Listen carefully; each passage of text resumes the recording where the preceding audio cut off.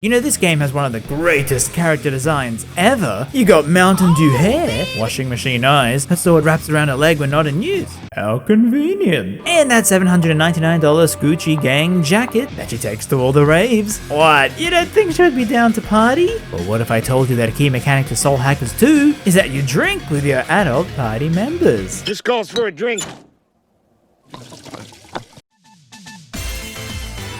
Now that's comedy. No, I'm not kidding. There's a lot of beer in this game. I don't think they deserve to have their bright futures ruined by a momentary, minute, never to be repeated lapse of judgment.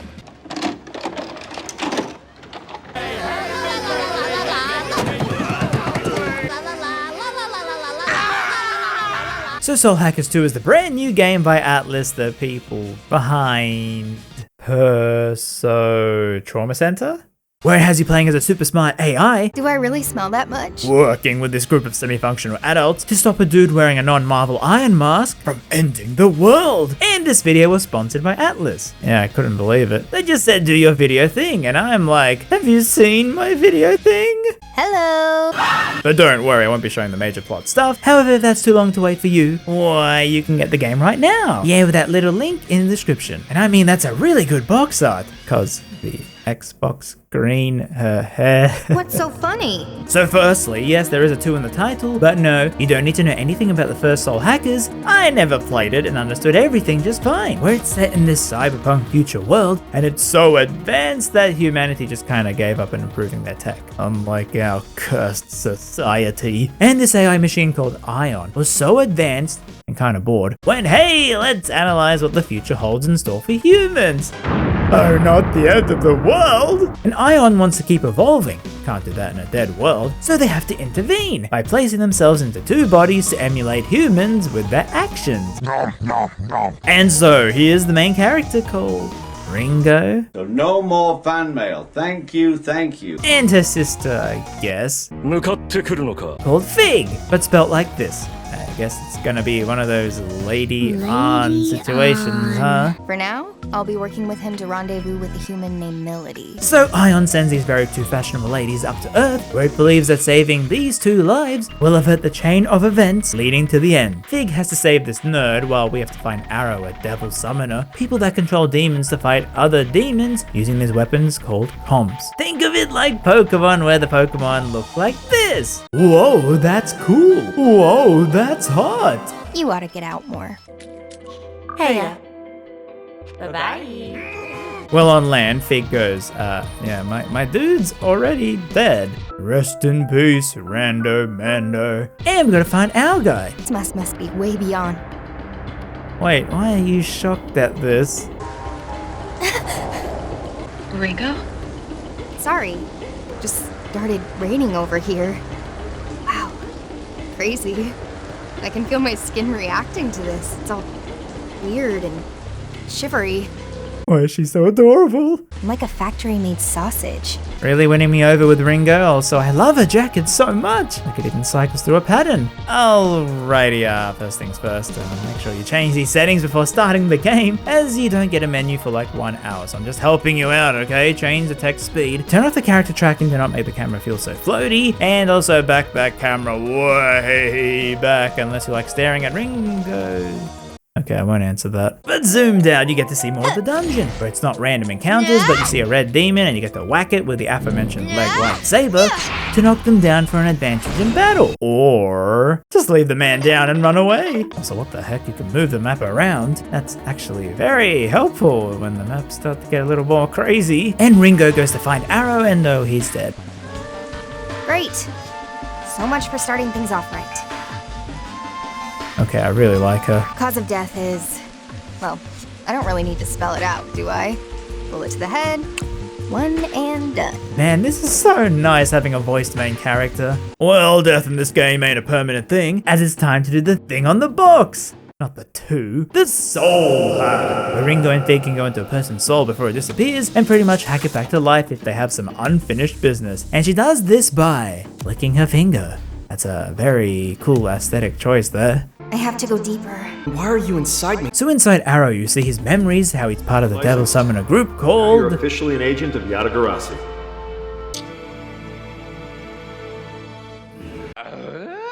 So Ringo tells him that his soul will disappear, but I can bring you back to life to have a second chance, maybe fix some things up, like maybe cancel your Netflix subscription so they don't bill your dead body, deleting your browser history. I can't let it end here. And as his wounds heal up, so, like, does the blood go back into his head? Or is he just missing the blood now? Oh! And now we see them interact, and that's a very nice art style. To my knowledge, it's drawn by Shiro Miwa, whose style is very cool, and I love the faces the characters make. They even change to react to what the other characters are saying. See this world destroyed. So we have to find Milady, who works for a rival gang called the Phantom Society, who use the demons to attack us, while also jumping into fight as well. And yeah, we killed them, not holding back or anything. So the combat is similar to the other Atlas games, but very modern. Like, they have so many quality of life features to make the battles even more enjoyable. Pretty much it's about elemental weaknesses, and you gotta equip demons that can find that enemy weakness and then go ham, while also making sure they can't find your one. Some attacks can even get resisted or straight up blocked by a demon. Then you can buff or debuff everyone, making you feel very big brain, working out the best way to take out a demon each fight. And once you get into the groove, it's got such a nice flow. And every time you hit a weakness, you get rewarded with a stack, where the demons silo, I hate spelling that word. Their shadows hover behind the enemy as the green mist builds up, and at the end of your turn, Ringo summons them to do a huge damage attack based on how high the stack is, incentivizing you to go for more weaknesses to get that number higher up. Dinner time!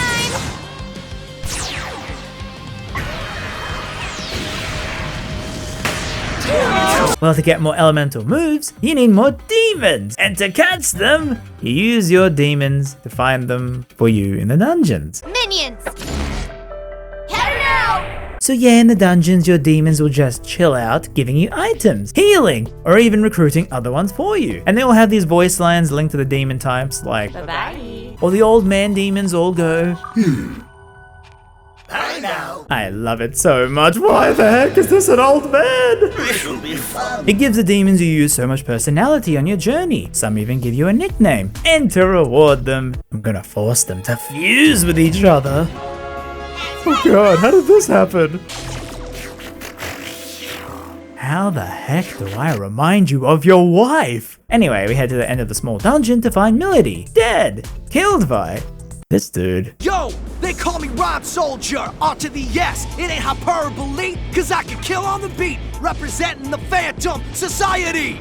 Okay. So he beat him. I don't fear no Reaper. I'm no Reaper, but I can send you to hell. So face the music, RS, and take the L. So out pops this worm thing from Milady as Figue arrives, and it just goes into her. And we gotta finger lick the soul hack and revive her back to life. And you are? Relax, lady. You don't have to glare like that. My name's Ringo. I'm an agent of Aion. Me when I see cheese in the store. Me when it's half price. Now her deal is that she works for the Phantom Society, even having dated the leader, Iron Mask. Arrow here was a spy for Yatagarasu, sent in to try and protect her, and so she kinda hates him for being a traitor. Let's all just try to get along from here on out.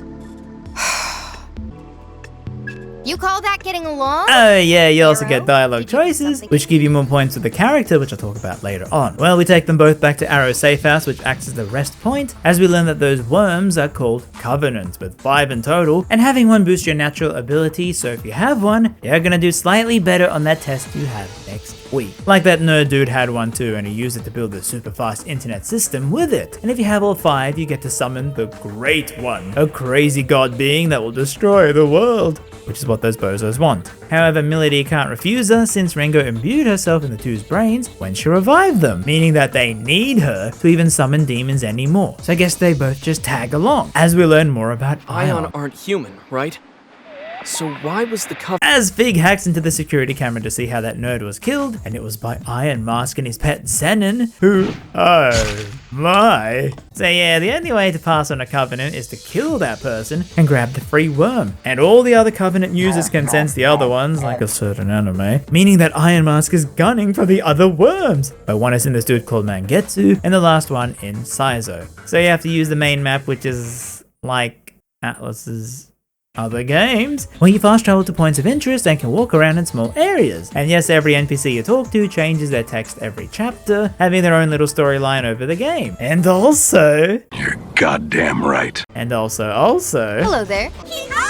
So you got shops for healing items and so on, as well as accessories to buff up yourself and boost your gun, which is actually the best investment you have. As some skills you get include giving Ringo 2 turns in a fight, free healing, or letting you swap out your allies' demons mid-battle. As sometimes you don't even have the attack to weaken an enemy, so maybe swapping to the bench is probably the better option. This is the kind of strategy I love about this game, using all the tools to solve the puzzles each battle to make it easier for yourself. I mean, the game has a button to pick a move for you, which will use the move that hits their weakness, only if you found it in the first few turns. Just stuff like that to help speed up the process. Now to get the good shopkeeper items, you gotta do side quests which you find here, and they usually involve you talking to NPCs to killing demons for them, or finding an item, or even just talking to the mascot of the game. Hee-ho! Why are you like this? It's all you, ho! What did you call me? Bye-bye, ho! And you do get unique ones like solving this demon quiz, or getting someone's jewelry back by buying it off this dude and completely failing the negotiation part. And then you have Victor, who fuses your demons together to get stronger ones, while also transferring on their moves. The tips really help explain it, and don't make the mistake I did, where you register every demon you get every time you visit.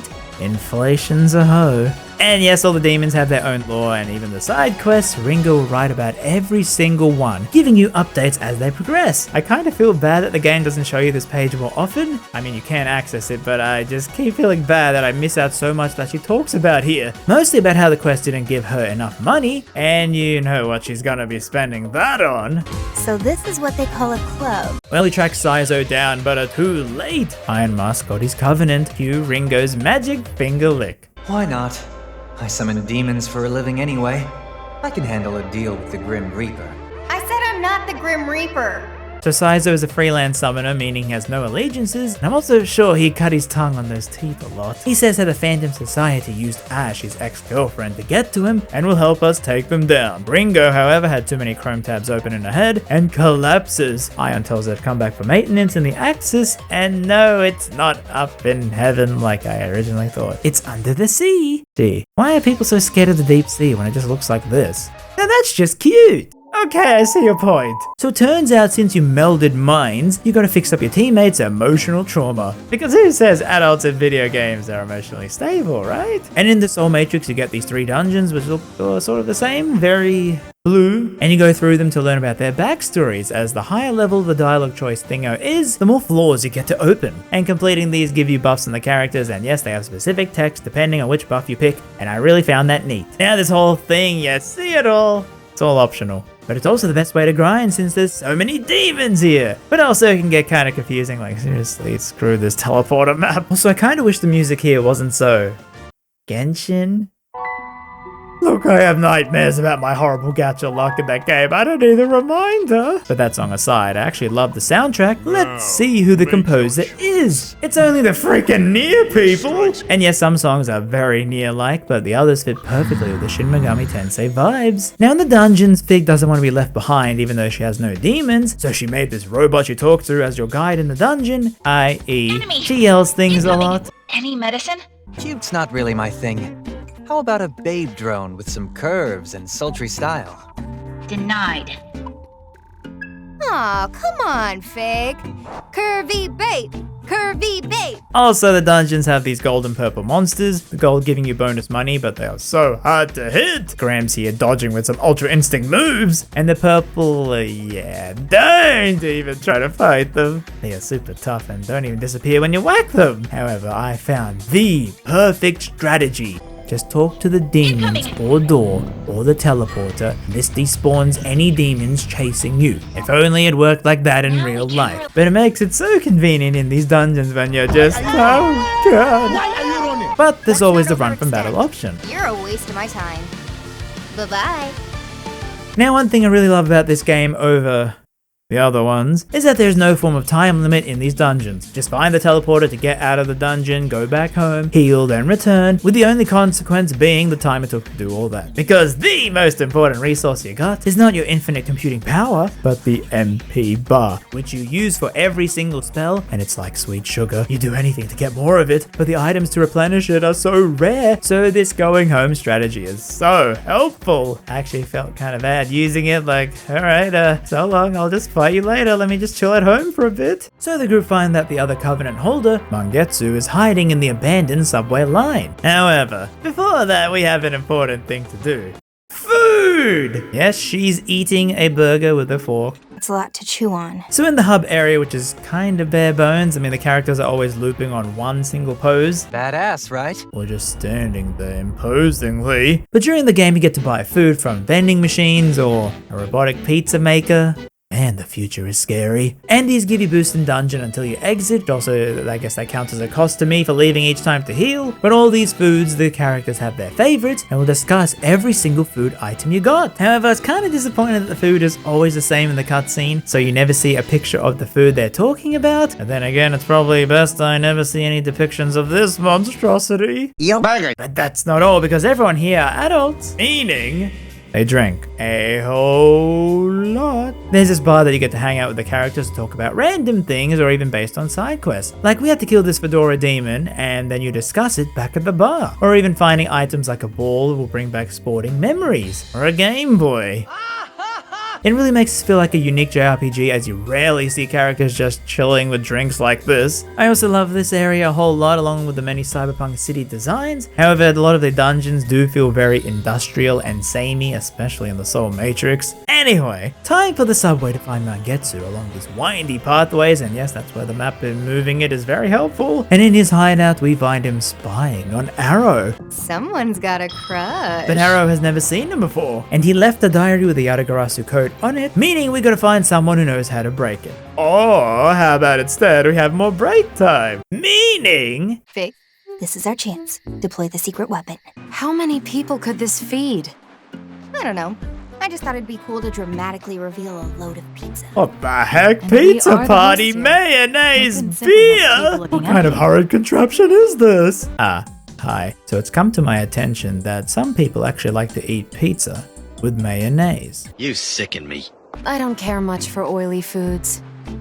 You're an adult, and you'll deal with it. So we find Arrow's friend Raven, an ex-gang member who now runs an orphanage, which makes the mum coding and Figue scream with glee, and we ask him to translate the book. You can actually bring people back from the dead? Yeah, wanna try it on you? So Raven says the book doesn't help much, but that Mangetsu was researching on the Covenants, and Figue finds that he could be hiding in another subway line. See what I mean when I say some of the dungeons feel samey? But here certain demons, when they level up, you learn these stacked moves that you use by pressing a button to do things like steal items, heal you, poison the enemy, and so on. But oh man, the voice lines in this game. Okay, so for the most part, it's all voice except for the side quests or the food or talking with the beer thing. But they will do these one-liners and cycle through them. Sort of like the early Fire Emblems where they have the grunts or one-word phrases. However, there are so many lines they go through and some even full sentences and some are so specific. Like...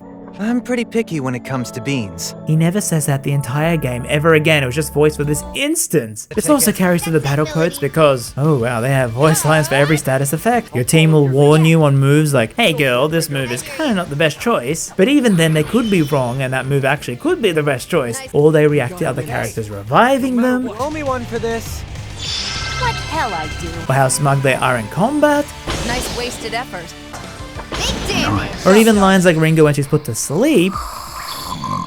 But then sometimes instead she will sleep talk. She's a fig. Nobody. Not an orange. Or the other characters will Stay comment on focused it. if you want to Wish live. I could just sleep anywhere. It's just such a weirdly specific thing for the game to go all in on, and I love it. It makes all the battles feel so different and helps alleviate any repetition you might find with all these lines. Also, yeah, there's DLC outfits, but I kinda didn't want to use them because I love Ringo's main one so much. But I do like how her skin changes up the Mountain Dew color to match that outfit. Where's that damn fourth Chaos Emerald? Well, further in, we find Ash, Saizo's ex, who's kinda shocked that he's still alive, as Iron Mask had killed him for his covenant, and Ash is stuck working for the gang, too scared to leave him. So she distracts us with a boss fight, where she summons a whole bunch of demons and gets 2 turns to attack, making it quite challenging. And I was enjoying fighting them, trying to think of new strategies. Why the heck is there no skip option? I mean, do I have to fast forward this every time I lose? Like, what kind of punishment is that?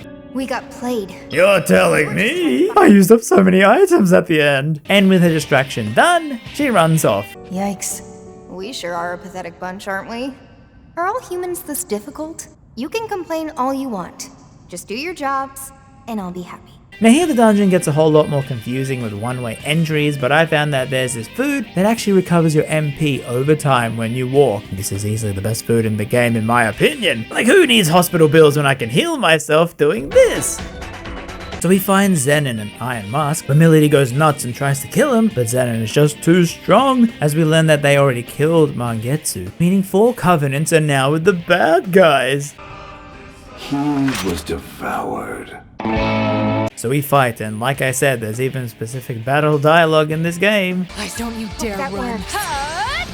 You disgrace yourself, Milady. And there's this comp skill called stack optimization, where you get to double the stacks for that turn, so hitting a weakness gives you 2 stacks and normal just 1, meaning combined with the late game abilities, you can have this thing do a ton of damage. However, we can't do anything against these 2, so the gang runs back home. But Saizo picked up Mangetsu's smartphone in the subway as they ran away. Wow, nothing gets past you, Saizo.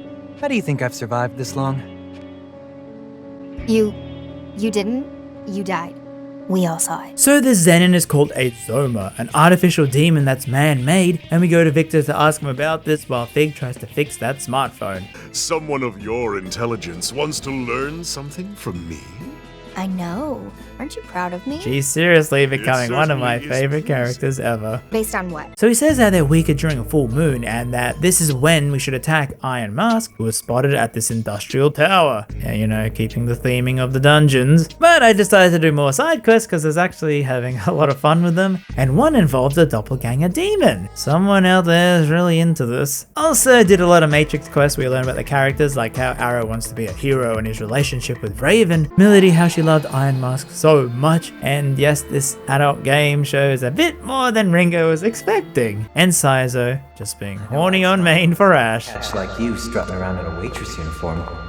You think they'd let you take it home? And doing these things, like I said, they give you character buffs, but also map skills, like being able to teleport to the main map from a dungeon, or the best ability, but for a small MP cost to Milady, which you combine with that food refill item, means you can now zoom! Haha, sucked it, demons! So yes, the Matrix stuff helps you out a lot, and yes, this even works outside dungeons. Well, back to the orphanage where we see more mom vibes from Fig, and we head to the tower on the full moon, winding our way through and have to face a mob?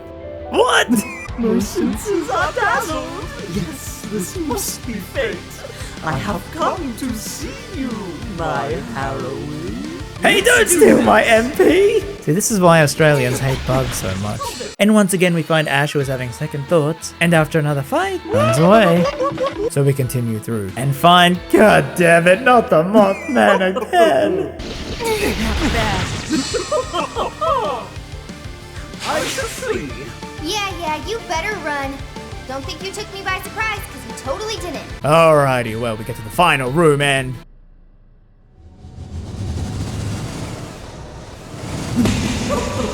Will our heroes be able to free themselves from the Australian wildlife? I don't know, the sponsored video and all. Meaning it's probably best I don't show you the stuff that happens after, like this. Heck of a beard. Maybe I should grow mine out. Oh god.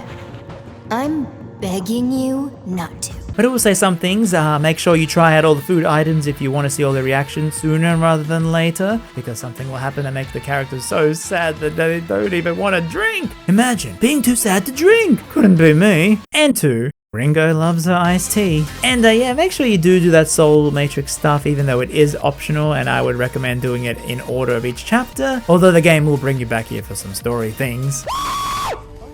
Well, that's been Soul Hackers 2. I really enjoyed my time with this game as the gameplay was so addictingly fun, treating each battle like a puzzle. But hey, if you don't want that, you can just avoid encounters if you so choose. I mean, it says a lot about a game when I'm actually enjoying doing the side quests and reading all the text about them. This plus the aesthetic. While the dungeons could have had a bit more variety, I love the look of the areas and the art direction was phenomenal. From the sprites, the character models, how they emoted, the flares in battle. Ringo is easily one of my favorite characters in a video game. Giving a personality to your character character is such a good choice. I'm the one with the intel here. But yeah, there were some flaws, like some bits near the end of the game kind of loses steam a little and just ends abruptly. I mean, I just wanted more, okay? And the closure. And also the loading is kind of long. You do have to fast travel a lot and you will be seeing this screen. I just wish maybe, you know, you could have moved the tip over a little just so you could see the main character's face or have something else going on or doing something on the loading because you're going to be seeing this screen a lot. Also with the world's current situation. Some of the voices with their microphones just sounded a little odd compared to other similar games, like it was not even across the board. However, yes, I really did enjoy my time with this game. I was always yearning for more turn-based kind of games with the modern gameplay mechanics because it's really such a fun battle system, and these kind of games are so rare nowadays. As it was fun working through each battle, making friends with the demon buddies in the dungeons, chilling with the adult crew, alongside a banging soundtrack.